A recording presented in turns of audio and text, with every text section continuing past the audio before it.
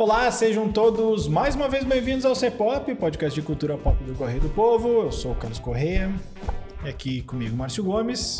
Tudo bom, Márcio? Tudo bom, Carlos? Viu o show da Lady Gaga? Vi um bom pedaço, não vi todo, mas vi um bom pedaço do show da Lady Gaga. Bom, hein? Acho que sim, né? Surpreendeu, cara. Uns playbackzinhos aqui e ali, mas no geral... É do jogo, mas ela até canta mais do que a média, né? Tu via que ela tava visivelmente emocionada, né? Também, né? O maior show da vida dela. Não vai ter outro show daqueles. Acho que pouca gente consegue uma plateia daquele tamanho, seja os números um pouco inflados ou não. 2 milhões. Deve ser a galera que levou 5 horas pra chegar em casa depois do show. Nossa. Mas saíram satisfeitos Faz todos, parte. Né? Mas não vamos falar de Lady Gaga aqui, não vou dizer nem muito pelo contrário, mas é um tema bem diferente, porque a gente vai continuar a nossa maratona The Last of Us, segunda temporada do The Last of Us, falando do 4º episódio que se chama... Dia 1. Seattle, que é também um dos capítulos do jogo. Vamos subir a trilha de uma vez? Em vez de falar de Lady Gaga, a gente vai falar de Ahá, né? Fala de Ahá. Essa eu já tinha cantado a pedra no último episódio, né? Vamos lá, vamos subir a trilha.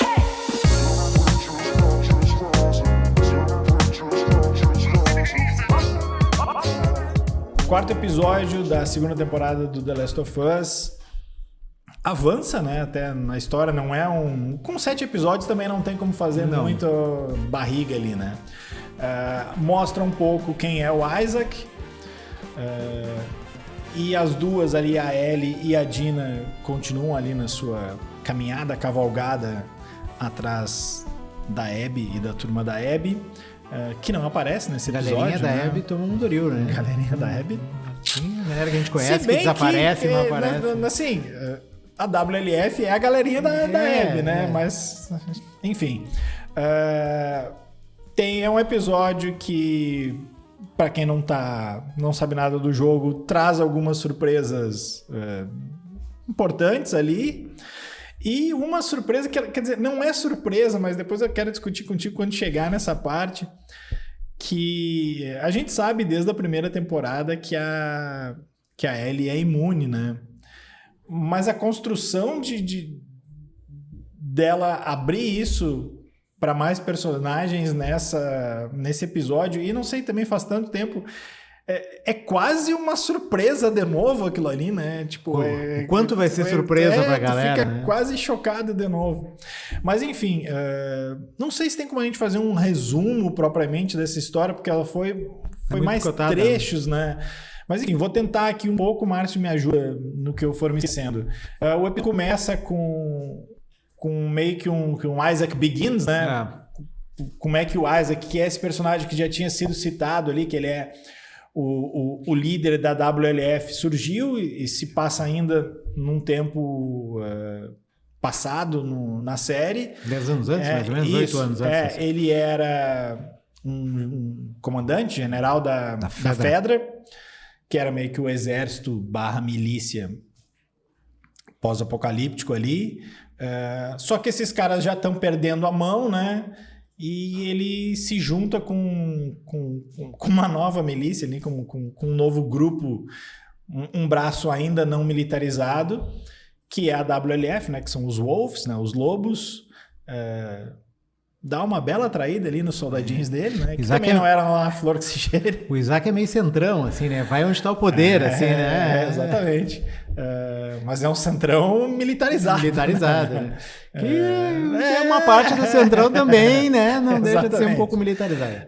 A gente vê que tem fica mais clara a guerra entre a WLF e os Serafitas, né? Que é aquele grupo de religiosos ali que dessa vez sai o nome, né? Acho que na outra vez... e mostra que os Serafitas, ao contrário do que eles dizem, não são santos, né? Não. É uma galerinha bem violenta era um negócio também. que eu tava até estranhando um pouco. Eles estavam pintando os Serafitas só como vítimas da história e... Bom, Last of Us é um grande bang sem mocinho. Ninguém é vítima. Em paralelo a isso, a Ellie e a Dina passam por poucas e boas ali em cenas mais tensas, né? Eu comentei com o Márcio... Estão vivendo altas aventuras em Seattle, né? A Dina Aventureira. como ele condensou algumas coisas do jogo, né? Depois eu vou falar um pouco na parte da comparação com o jogo, mas como ele condensou assim, várias fases do jogo numa sequência ali, que é toda aquela cena, elas descobrem que o pessoal tá num prédio de uma antiga emissora de TV, né? Depois elas acabam fugindo dali, acabam num esgoto não é um esgoto, não, numa parte subterrânea ali do tipo trem, do metrô. E dali já saem direto pro cinema, que eu acho que era do teatro, né, cinema, que eu achei que era uma parte bem mais adiante. Eu, assim, quando eu comecei a rejogar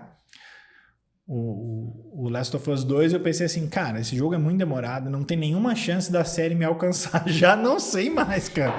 Acho que a série já me alcançou, a série já tá dando... Mas assim, tem algumas coisas que ela tá bem adiantada e outras não. É que eu acho que eles estão contando a história, mas eles vão deslocando alguns ambientes. O que aparecia lá, eles estão trazendo pra cá, o que aparecia aqui, de repente eles jogam um pouquinho mais pra frente, né? Então eles estão estão mudando alguns elementos para não ficar também uma cópia. Ao que tudo indica, o fim vai ser o mesmo, os caminhos é que são diferentes. Não são necessariamente iguais. Mas me diz aí, Marcos, o que tu achou desse quarto episódio? Ele não foi... Nada vai superar nessa segunda temporada em termos de catarse. Catarse não, né? De choque. O que foi a morte do Joel. Mas ele já me pareceu um pouquinho mais agitado do que o terceiro. Tem cenas de ação boas. Né? Parece que avança um pouco na história, né? Pra ser bem sincero, a parte da Ellie e da Dina é que eu achei mais, não cansativa, assim, mas meio que foi uma sequência do que já vinha acontecendo ao longo de 2, 3 episódios. Já joguei essa fase. Tipo, o primeiro episódio foi um pouco isso, daí tem o segundo que não, né? Mas o terceiro episódio também foram as duas, agora o quarto, e finalmente elas conseguem ter uma relação ali. Então, eu acho que tirado esse sofá da sala, esse grande bode ali, tipo, agora elas estão juntas, ok, acho que a gente pode seguir um pouco mais. Então, o que me empolgou mais ainda nesse episódio foi um pouco da definição ali de quem era o Isaac, né? E desse conflito que ficou um pouco mais delineado ali entre os Serafitas e os Lobos. Que duas facções diferentes ali que acho que... defendem uma forma diferente de lidar com o apocalipse e que estão em eterno confronto, pelo menos nos últimos, 5 anos, 4 anos, não sei. Quebraram a trégua, né? Que eles falam, que não se sabe quem quebrou a trégua, né? A gente que é importante porque ele mesmo diz assim, tanto faz, vocês quebraram porque a gente quebrou, porque vocês quebraram. Mas essa história me pareceu mais interessante do que a da Ellie e da Abby. Eu vou dizer Abby várias vezes. Abby, vou dizer da Ellie e da Dina. Porque era uma história que a gente já mais ou menos sabia que ia acontecer, sabia que elas iam ficar junto, sabia que elas iam ter uma relação em algum momento, e a questão da gravidez da Dina não era claro, mas a gente já tinha vários ali elementos, porque ela estava vomitando a cada 10 passos, assim, né? E assim, bastidores aqui, eu acho que não foi pro ar, né? Pelo menos não era pra ter ido. Nos primeiros episódios, no episódio do Joe, né, da morte do Joe, eu tava conversando com o Márcio que nós tava debatendo e escapou, porque eu me empolguei que nem me dei conta que eu tava dando spoiler. Então assim, esse spoiler eu dei pro Márcio. Agora, na série, pela primeira vez, teve uma cena ali em que eu me senti dentro de um jogo realmente, assim, que é a parte que elas estão escondidas, que os militares chegam ali e veem os corpos pendurados ali, né, naquele prédio, e elas estão escondidas e tem que escapar ali meio que se escondendo e tal. Aquilo ali tipo, já joguei vários jogos em que tu tem que passar por aquilo ali, tu tá escondido atrás de algum lugar, tem umas vozes e uma galera falando ali do lado e tu tem que meio que escapar sem ninguém te ver. Se tu levanta antes do tempo, os caras te fuzilam. Imagino que o jogo deva ser mais ou menos assim. Essa parte. Mais ou menos isso, então... Mas quando ela sai dali e vai para a questão do vagão ali, do trem, e daí começam a fugir dos infectados, que vem uma nova horda de infectados, aí realmente, de novo, é um momento de tensão, que eu acho que essa série trabalha muito bem, porque ela não... A gente pode até discutir se é uma cena igual à cena do segundo episódio ou não, com a questão de que é de noite e não durante o dia, mas eu acho que eles conseguem fazer bem esse negócio das hordas invadindo, a galera se sentindo meio acuada em espaços confinados e tentando escapar. Não é uma fuga num lugar aberto ou um lugar em que tu tem uma supremacia. A gente já viu vários filmes de zumbi que a galera fica em cima de um prédio e tal, e zumbi cercando. Ali não, tu tá dentro de um trem e a galera tá entrando e tu tem que sair, pegar um alçapão e sair por cima, então tu tá sempre aquela sensação meio claustrofóbica, né? Aquele momento da Abby fugindo da horda quando ele encontra o Joel também, tá escapando abaixo de uma cerca ali, e daí os caras estão chegando, né? Então sempre tem essa sensação de que a ameaça tá cada vez mais perto, né? E o outro momento eu acho marcante ali é a questão da mordida, né? Que ela bota o braço pra Dina não ser mordida pelos zumbis ali, mas para proteger... Confiou na mordida dos zumbis. Confiou que ele ia morder exatamente naquele ali, ponto. E só ali? E só ali. E acho que nem pensou muito na hora que fez aquela ação, foi meio que uma coisa meio automática, tipo, ela não sabe que eu sou imune e tal. Mas a partir desse momento, eu acho que tá ficando cada vez mais comum a imunidade da Ellie. Cada vez mais pessoas estão sabendo. Estão sabendo do que está acontecendo. Então, assim, eu acho que avançou um pouco a história, né? Mas eu confesso que eu tô querendo mais serafitas e mais lobos, mais histórico desse conflito. Assim. E é curioso, porque no jogo não tem tanto, assim. O jogo fala bastante... Até uma parte até a parte que eles vão ali pro estúdio de TV... Eu tava achando estranho, do tipo assim, cara, eles estão botando os serafitas meio que como as vítimas da história, assim, e no jogo os serafitas, eles entram de cara como malzinho também, cara. É um mundo ali que todo mundo era ameaça pro teu personagem, né? Depois eles dão ali um pouco, mas ainda assim, o Isaac, ele é construído como um déspota ali, né? Sim. Torturador, né? Torturador, cara. E até tem aquele aspecto do cara muito magro, sem cabelo, todo arrebentado ali. Querendo ou não, nos remete a uma coisa meio de holocausto, assim, né? Tipo, o cara, né, que não tem saída daquilo ali. Ou daqueles monges, né, que fazem uma postura de contrição, assim, que tu fala jejua e, né, mas se é interessante priva de várias ali porque é um diálogo e concordo contigo, acho que talvez se eles explorassem mais isso, não sei se vão, mas seria um prato cheio, assim, porque é uma outra dinâmica da série. Eu não sei se vão ter tantos personagens. Tem um personagem serafita muito importante que deve entrar, já não sei mais se deve demorar ou não. E o Isaac por outro lado. E nunca vamos esquecer que o Isaac é o comandante desse grande grupo do qual a Abby faz parte. Então, assim, a turma da Abby é também a turma do Isaac, por mais que num grupo daquele tamanho é meio natural que sejam... não facções, mas tipo, um grupo pega mais pesado, o outro acha que não é pra pegar. E o guardinha que aparece do lado é o mesmo que no começo era o cara ingênuo ali, né? Mas agora já tá completamente convertido. Exatamente. E os dois são convertidos ao seu modo, né? Os serafitas também, porque o cara diz ali pra ele, vocês vão perder. Não, nós temos muito mais armas que vocês. Mas todo dia um de vocês vira casaca pro nosso lado. E ninguém do nosso lado. E aquela frase é muito forte ali, cara. Eu vi depois um pouquinho ali do making off em que ele fala assim, como foi forte a atuação do cara que tá ali, né? E que bom que tem um ator como o Jeffrey Wright para dar esse peso, né? Acho que agora... eu acho ele mais ator que o Pedro Pascal de qualquer forma, mas poderia fazer frente, assim, cara. Pedro Pascal de lado. Eu acho que o Pedro Pascal ainda volta, assim. Os lobos e os serafitas é a ala militar e a ala ideológica, assim? Não sei, porque eles não pensam exatamente a mesma coisa. Mas pode ser uma boa... Eu achei esse contraponto dos dois ali, que é o Isaac meio que apelando para a razão ali, né? Dizendo para ele, olha, a gente tem mais números que vocês, a gente tem mais armas, tipo, militarmente a gente é superior, vocês têm umas flechas, umas lanças e meia dúzia de espingardas, então, tipo, a tendência é que a gente né? Vença vocês. Ou não. E, inclusive, fazendo uso da tortura, ele pega uma panela. Esquenta para queimar a mão do cara. É, uma panela francesa que esquenta, de cobre, né? Que esquenta melhor.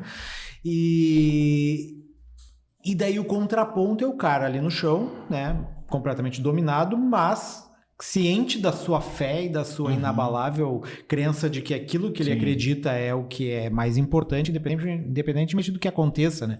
E é nessa fé que ele leva, ou pelo menos acredita que leva vantagem em relação ao cara. Tanto que no segundo momento, no primeiro momento, ele queima a mão do cara, né? E o cara meio que não quer entregar a mão. No segundo, quando ele vai ameaçar, o cara já tá com a mão. Bota. E aquilo ali é muito forte. Já tá porque, com a tipo assim, ali. Se a minha arma contra ti que resta é a tortura e o cara não tá mais nem aí pra tortura... Acabou. Não tem. Me remete agora, assim, pensando no que foi a quebra de paradigma. Vamos lá, vamos dar uma viajada. No 11 de setembro. Porque, assim, até então, os Estados Unidos sempre tinha aquela coisa assim, se vocês não fizerem o que eu quero, eu vou matar vocês. Não tem problema, eu vou me matar para te matar.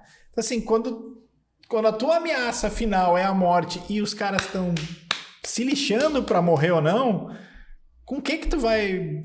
barganhar? Com que tu vai barganhar? Não tem né? barganha. Tanto então, é que o Isaac mata o cara depois, porque não tem mais o que fazer. Exatamente. Então, assim, também quero... Tomara que eles peguem um pouco mais dessa história e aproveitem o Jeffrey Wright, né? Mas, assim, vamos já entrando um pouco nas minhas impressões e já comparando um pouco com o jogo. Nada disso aparece no jogo. Até tem uma cena de tortura, assim, mas esse Isaac Begins ali é que não. Como eu já disse nas outras vezes aqui, tem muita coisa no jogo que é contado por cartas que elas vão encontrando no meio do caminho. Achei curioso assim, alguns easter eggs para quem joga. A própria cena em que a Dina descobre um teste de gravidez que ela não mostra ali, mas está meio evidente, né? Ela está na farmácia e tal. É um pouco de easter egg do jogo que tu tem que ficar fuçando prateleira para ver se tu acha equipamento ou as coisas para tu montar. Lá pelas tantas, assim, para tu montar um negócio para tu aumentar a tua vida, tu tem que juntar pano, água, eu não vou me lembrar do que. Então, assim, tem uma hora que ela pega e cloroquina. Plástico ali, cloroquina. Ela pega um pote ali, é meio que o pote, sabe? Achei curioso, assim, elas revirando, assim, é um pouco do que é o jogo, assim, achei que lembra quando eu te falei quando elas chegarem em Seattle, que tem algumas missões ali que tu pode fazer, mas não necessariamente, e tinha uma que era do banco, que elas têm que entrar num cofre, isso não apareceu essa farmácia, que até tem também, mas não com essa dimensão. Legal as coisas do arco-íris também, quando elas entram. Isso eu achei legal, mas achei estranho, porque assim, a sociedade não acabou. A sociedade como antes acabou, mas as pessoas que estão ali, boa parte, elas vivenciaram o pré-apocalipse. Tipo, essas pessoas esqueceram o que eram os símbolos LGBT? Eu não sei se todos os símbolos passaram, né? Porque tu fica muito preocupado com a questão de sobrevivência, né? Mas... Então, talvez algumas simbologias se apagam, né? Eu te confesso que eu achei um pouco estranho aquilo ali. Se elas não são constantemente lembradas da tendência mas gostei dela dizer assim, vai ver, eles eram otimistas. Eles eram otimistas. Né? Não sei. Talvez, né? Por necessidade. Que mais? A cena do banco não tá lá, a cena da farmácia tá um pouco mais. O que tem, não daquele jeito ali, mas tem sim no jogo e aparece ali de uma forma bacana, é a loja de música, né? A loja de discos. Que, dicas de passagem, é meu lugar preferido para passar o Apocalipse. Era onde eu passaria o Apocalipse, numa loja de músicas. E assim, ele continua dando as referências ao Pearl Jam, né? O primeiro disco que tá ali, que ela pega, é o do Bob Marley, ela pega um outro, mas quando ela tá subindo a escada, tá lá na parede o Binaural. Ou seja, eu acho que o Future Days ainda vem aí. Não sei mais se nessa temporada, porque eu acho que daqui a pouco eles vão inverter algumas coisas e o que era no começo eles vão jogar lá adiante, me parece, para fazer mais sentido. Mas chega na cena do violão, que é uma cena... Tem duas cenas do jogo que são muito marcantes com o violão. Uma era essa que já era para ter aparecido, não apareceu, deve aparecer lá adiante, a gente já falou aqui, que é do Joe tocando Future Days, do Pearl Jam, e a outra era da Ellie tocando Take On Me do A-ha, né? A versão acústica, que de fato existe uma versão acústica naquela coisa mais contida, que não é o tan tan tan tan tan tan tan. Unplugged, A-ha Unplugged. A-ha Unplugged, existe o A-ha Unplugged. E eu fiquei na dúvida será que eles vão mudar? Será que eles vão pegar outra música? Daqui a pouco tem coisa de gravadora? Não. Mantiveram ali o A-ha. O A-ha não deve ser a banda mais cara pra tu comprar o direito de uma música, também. Né? Tem outras opções. Mas assim, piores. eu digo assim, eles poderiam ter... Não, que eu acho que eles poderiam justamente o contrário. Alguém perceber que isso é um megafone em termos de divulgação. Isso deixa o A-ha, vamos botar vamos pegar uma banda mais comercial de todas, bota um Stones aqui, sabe? Lembrando do episódio do estúdio, né, que a menina quer comprar, a diretora quer os direitos de uma música dos Stones lá, e tipo, é muito caro, e ela fica negociando com o diretor do estúdio para comprar. O A-ha é mais baratinho. O A-ha é mais barato. Então... Mas ali é uma cena legal porque tu percebe, assim, pra mim cada vez mais, eu tô virando repetitivo aqui em todo episódio elogiar a Isabella Merced, que é a menina que faz a Dina. Pra mim, eu não digo que ela tá carregando nas costas porque eu não acho que tá ruim a volta, mas pra mim ela é o grande destaque dessa temporada, assim. A cara dela vendo a Ellie tocar, assim, ela não fala nada e tu percebe tudo na cara dela. Ela se apaixona ali, né? Até isso, é difícil. Tá na hora de tirar a A-ha, Carlos Correia. Então, assim. A gente começar a aprender a tocar Take On Me. Não, Take On Me é fácil. Então, assim, pra mim ela é o grande destaque. Assim, tava estranhando também, do tipo assim, já era pra elas estarem juntas essas alturas do campeonato, né? Demorou um pouquinho mais ali, mas. Pior se ela tivesse que tirar Rush, né? Tirar Tom Sawyer pra tocar, né? Acabou. Nossa, eu adoro Free Bird do Nick Skinner, né? Então acabou esse namoro aqui, né? Achei que estava demorando um pouco para as duas ficarem juntas, mas finalmente aconteceu. Acho que, talvez porque eu já soubesse, né, da cena do Joe, mas de qualquer forma, essas aí eu também sabia, de certa forma, por mais que elas tenham sido construídas de forma diferente. Para mim, a cena toda aquela sequência ali da TV até o metrô, pra mim foi a melhor cena de ação de The Last of Us até agora. Eu fui ver até o nome da diretora, chama Kate Herron. Da temporada, certamente. Não tem tão presente a primeira, mas a primeira não é tão famosa assim. Eu fui ver aqui o que ela já tinha feito. Ela já dirigiu episódios de Sex Education e fez bastante o Loki. Eu vi 6 episódios, não vi se é a primeira ou a segunda.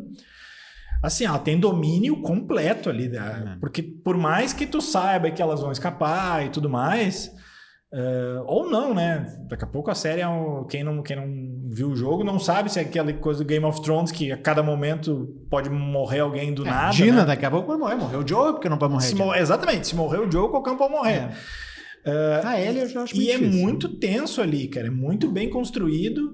Desde o começo ali, a parte da TV, né, que nem tu falou, é uma fase dificilzinha no jogo, e aquela coisa ali deles enforcados, pendurados com as tripas de fora. Tripa de fora nunca é um negócio legal de se ver, né? Não. Né? As pessoas têm que saber que tripas de fora não é um negócio legal. Aquela fuga delas ali é tensa, e no jogo tem uma diferença, assim, ela de fato descobre, mas de outra forma, porque elas caem num negócio ali que eu acho que vai ser um pouco do próximo episódio pelos trailers ali, daquela coisa dos esporos, e elas têm que botar a máscara. E as duas caem e a Ellie tá sem máscara. E aí a Dina pensa assim... Infectou. E aí ela diz, não, eu sou imune. Ali que a Dina descobre que a Ellie é imune. Mas na série é mais dramático, Na série é muito mais dramático. É melhor, né? Porque tu fica pensando assim... Mata ou não mata? Vai matar? Tu acha que não vai matar, mas tu fica assim... O que vai acontecer disso aí? Então achei... Eu, se fosse a Ellie, não teria dormido ali, né? Não conseguiria pegar no sono com a outra apontando, né? É meio arriscado. Mas aí é aquela... tu não tá infectada. Não tô... Mas eu tô grávida. Ah, tá. Então vamos pegar aqui. E aí tudo criar bem. Uma família. E aí tudo bem. Mas contanto que não tenha beijo logo que acorde de manhã, né? Que mais que eu peguei aqui? Da TV, do Future Days. Não, o lance delas ali, quando elas estão escapando do prédio, em que daí chegam 2 caras que encontram as duas, né? E daí a Ellie mata um dos caras, meio que com uma faca, como se estivesse matando um infectado. E ela esguela o cara, e faz sentido pelo começo da temporada em que ela tá aprendendo a... E assim, o que antes pra ela era difícil, né? Agora é extremamente natural, faz e já vai pro próximo. A mesma coisa a Dina dando um tiro na cabeça por trás. Afinal de contas, esse já é o jogo 2, né? Se tu não passou pelo jogo, se não aprendeu nada ao longo de todo o jogo 1. Não, e mais pela facilidade de como faz aquilo de forma tão descartável, né? Tipo, como se estivesse matando um infectado, né? Sim.